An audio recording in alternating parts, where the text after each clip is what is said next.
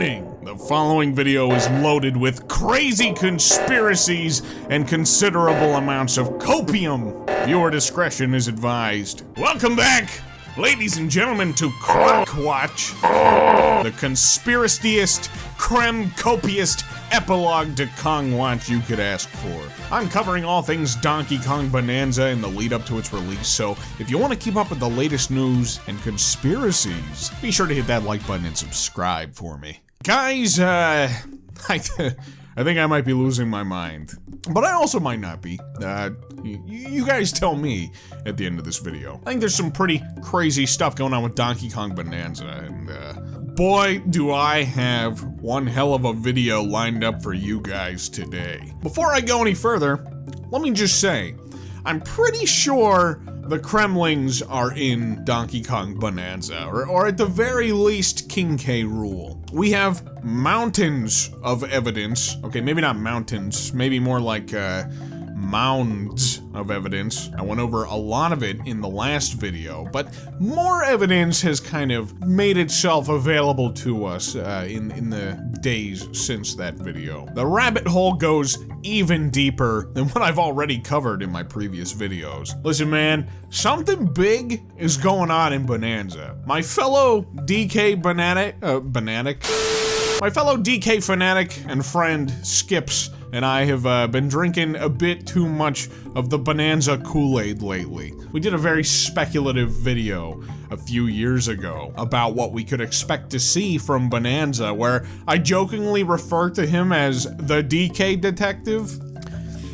It's not a joke anymore. Sxips is legit the DK detective. He has spent the last few weeks combing over every last detail from every snippet of gameplay we've received, to the point where I think we might just be going a bit bananas ourselves. But with that said, even if we've totally gone off the deep end, I think what I'm about to present to you guys today is at minimum a really fun theory to entertain, and at max, well, we might have cracked most of this egg wide open. If you guys want to keep up with more of the crazy conspiracies from my buddy Sxips, you could follow him on either Twitter or Blue Sky. I'll leave his links in the description. I want to kick things off with a little bit of context for the villains that we know about so far, the real tangible stuff. Based on the evidence gathered from the last video, it seems likely that Voidco isn't acting as an independent entity here. It feels likely that there's someone in command here, or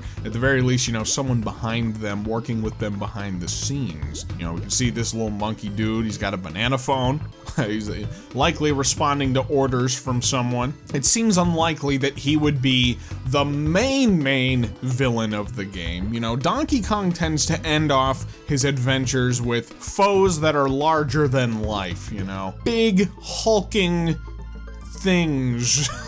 And so it seems unlikely that this little dude would be the primary antagonist that we would face off against at the end of the game. This game, we're pretty certain, was developed by the Mario Odyssey team, and there's a lot of parallels that can be drawn between the gameplay elements that we've seen so far. And that also includes Voidco. It kind of seems like they may occupy a similar space that the Brutals did in Mario Odyssey. They were kind of just obstacles for Mario, you know, to get through, to get to the real meat.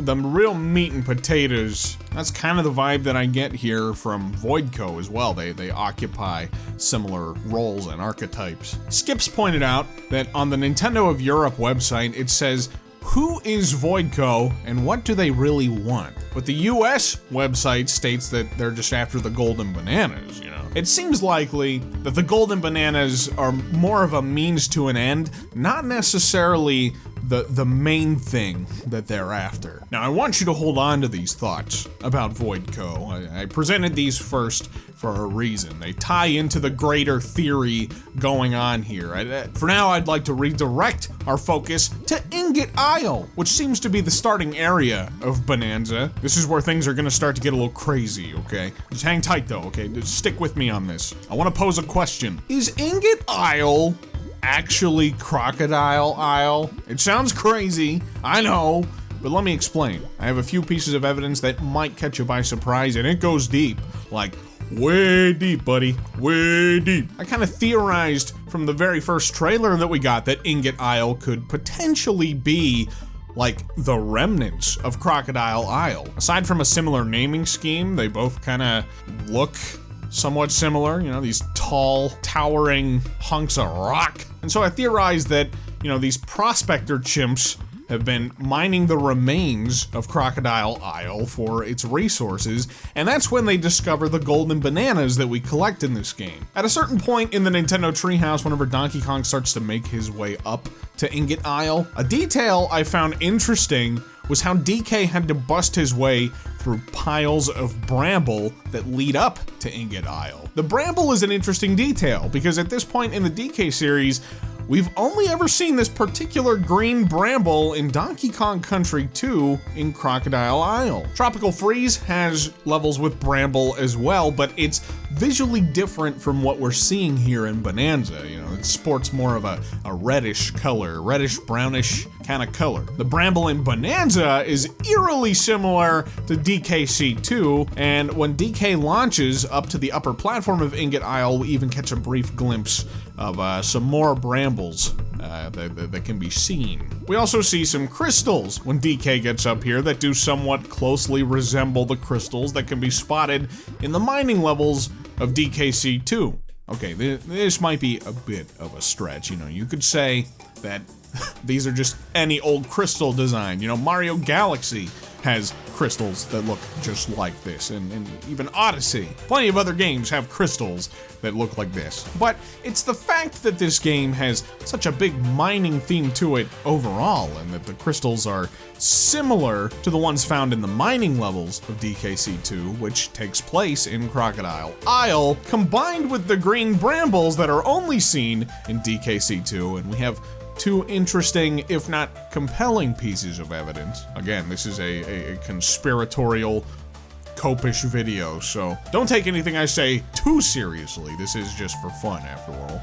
But it gets crazier, hang on! At the end of the starting area in the Nintendo Treehouse footage, we witness Voidco plunging Ingot Isle into the planet in a somewhat familiar fashion to how Crocodile Isle met its demise. Now we see Crocodile Isle sink into the ocean at the end of DKC2, and clearly Ingot Isle is not surrounded by the ocean. But, you know, in the second level, showcased in the Nintendo Treehouse, we see that it takes place underneath the ocean. So it's entirely possible that this is just where the remains of Crocodile Isle wound up, and that it's still fully accessible on foot beneath the ocean, much like this other level. I hope you guys are still with me, because this is where it starts to get really juicy, in my opinion. Again, this might just be the insane ramblings from a couple of madmen, but regardless, it's really fun to speculate. Once this was pointed out to me, I believe the original post was made by Professor Chops on Fammy Boards. I couldn't stop seeing it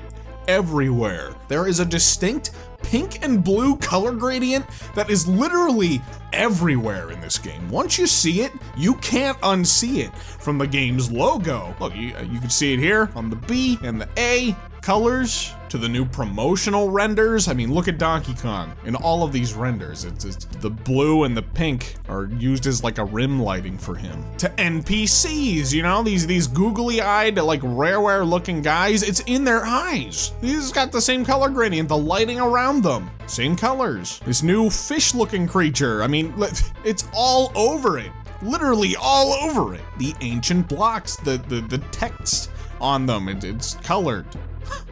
It's got that gradient. Barrel cannons, DK's shockwaves from slams and claps, platforms, mine carts. They're everywhere. And the crazy part is, we can connect these colors back to DKC2's Lost World, the Crocodile Core. The colors are very, very, very similar to the colors found in Crocodile Core. The energy that blasts out the top into the stratosphere is said to be the source of the Kremling's power, the energy that permeates throughout Crocodile Isle. And at the end of the game, K. Rool is sent flying into the crater that this energy stems from, and it ignites, shooting through the entirety of Crocodile Isle, destroying it in the process and sinking it into the ocean. With this information, we can infer that Lost World and Crocodile Core are somewhere deep beneath Crocodile Isle. Again, I stress, this game is about mining deep into the planet. We're spotting various NPCs, barrels, items, shockwaves that appear to either be powered by or giving off waves of energy that look eerily similar to the energy from Crocodile Core. It's not a stretch to imagine that if Crocodile Isle was powered by this energy, then so would the many other various sublayers beneath it, right? There's even a whole factory-like world that puffs out smoke with some extra wacky colors, and maybe that's like the emissions from burning this power or something. I don't know. I don't know. And check this out. There's a third icon in DK's display that almost looks like some sort of energy drink with, you guessed it, the pink and blue color scheme. Energy drink, Kremling energy source. I'm sure there's dots to connect here somewhere. To bring it all back around to the original question that I posed, is it possible that Ingot Isle is Crocodile Isle? Look, even the lights on this place bear an uncanny resemblance to these colors. I don't know if it's likely, but I do think it's possible. But if nothing else, you know, like I mentioned earlier, it's a very fun theory. If this is already really reaching for you, well, let me up the ante. I'm about to go sicko mode into levels of conspiracy the likes you've never seen. I need you guys to listen to this. So when Donkey Kong finds his presumed buddy, partner for this adventure, it plays a little jingle, and I want you guys to listen to it. Now this is where I think Sxips may have totally lost his mind, and I think it may have broken something in my brain too. Because now I think I'm potentially on board with what he has shown me about this. I'm gonna play for you what he showed to me, and then I'm gonna elaborate.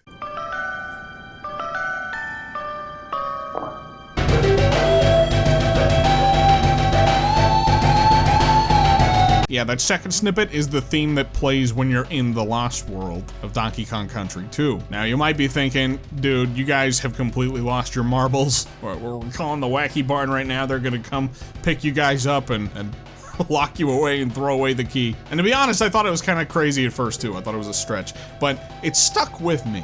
It stuck with me in the days following Sxips sharing this with me. And so I wanted to try something. I layered the music together and tried to speed up the Lost World theme to see if I could get it to match up, and well, here's the results.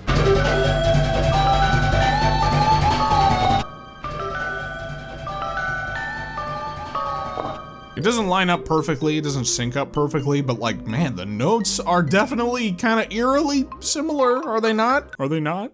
Please tell me that they're not.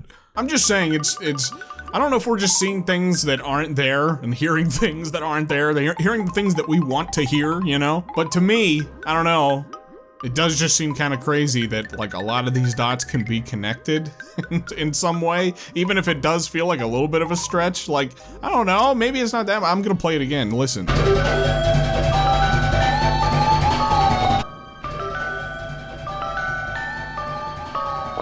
I'm not crazy, you're crazy. But we can loop this all the way back around now to Voidco, right? Remember those guys? I told you not to forget about them. If we believe their true intentions extend beyond gathering the golden bananas, I think that there's a chance it all connects back to K. Rool and the Kremling core. Think about it. Here's my theory. I think that Voidco may be some sort of for-hire agency that K. Rool leans on or potentially exerts himself upon, similar to the role that the Brutals had in Mario Odyssey. He's using them to bury his way deep into the planet to be able to harness the remaining Kremling power source for himself. Why does he need their help, you might be asking? Well, you know how I keep mentioning that Crocodile Isle was completely obliterated at the end of DKC2? Well, it's pretty likely that as a result of this, Crocodile Isle became the final resting place to a pretty sizable chunk of the Kremling crew,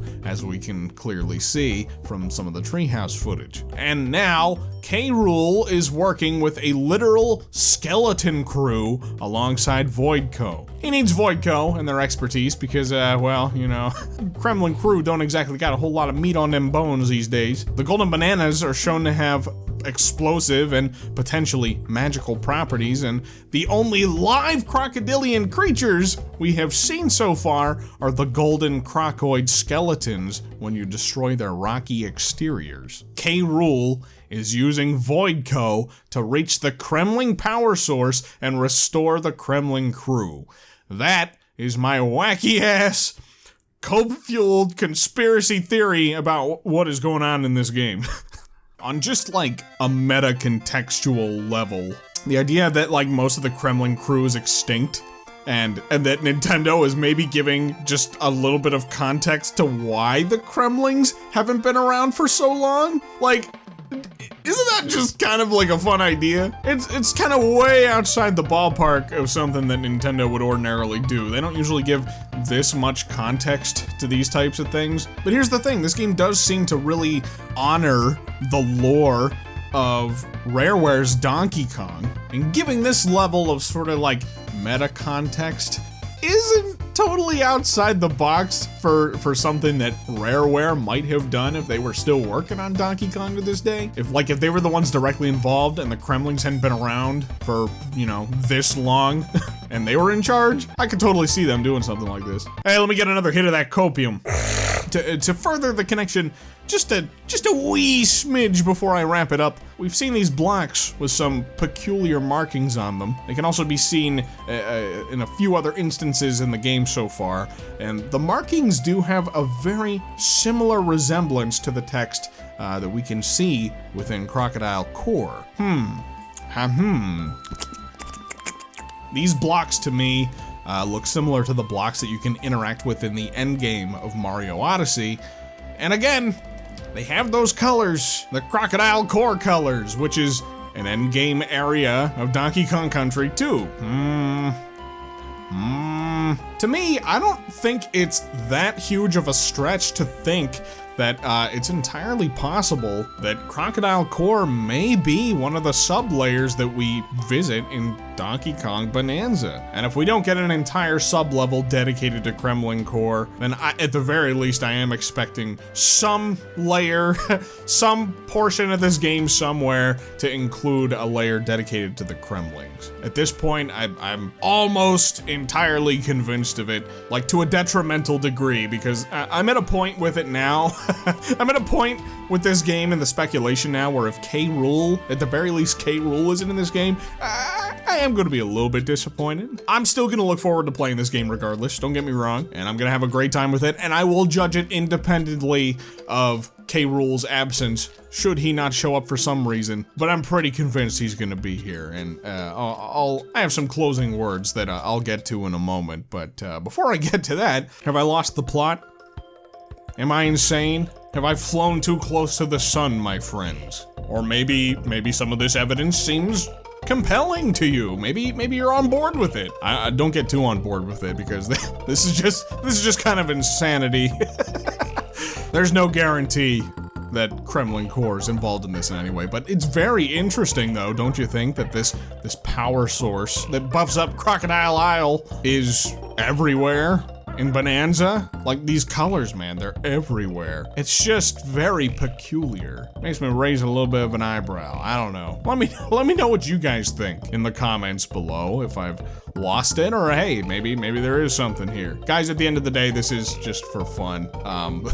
We're scraping the bottom of the barrel at this point for what we have in front of us so far for Donkey Kong Bananza, but you know, Sxips and I have been having a fun time just coming up with all kinds of theories and ideas. And this, I thought, was a really fun one to share with you all. Before I wrap it up, I want to end with some closing words from my pal, Professor Chops from Family Boards, because I believe Professor Chops brings up a very good point. Chops says, one of the reasons why I'm so bullish on K. Rool appearing is because there's no thematic consistency between the Voidco trio and the generic enemies, which is very uncharacteristic of Nintendo. These decisions are not arbitrary. The enemies could have been fossilized remains of some ancient monkey tribe that had a rivalry with the Kongs, but no. Here are bipedal crocodiles and wasps that look like critters and zingers respectively. They have to know what what they're doing. Donkey Kong Country 1 to 3, the main enemies are the Kremlings, and the final boss is K. Rool, a giant Kremling.